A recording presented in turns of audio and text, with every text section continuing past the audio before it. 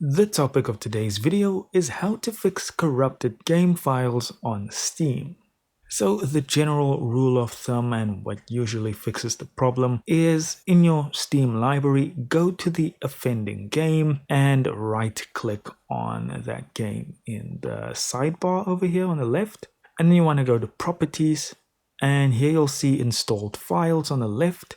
And on the right of that, you want to go to verify integrity of game files. So this might take a while, and Steam will search for the problem if there's any issue with the files themselves. If you do get one error, it's probably a config file error, so don't really worry too much about that. Anyways, Steam will fix the problem if it is a game file issue.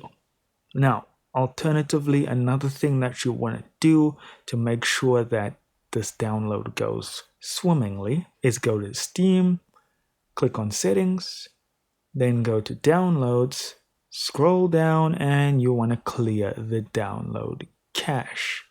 And hopefully that fixes your problem when it comes to things like these. It's hard to really pin it down, especially when it comes to how many different types of varying PCs there are and PC builds there are out there. But anyways, thank you so much for watching. Do consider liking and subscribing, and I'll see you in the next video.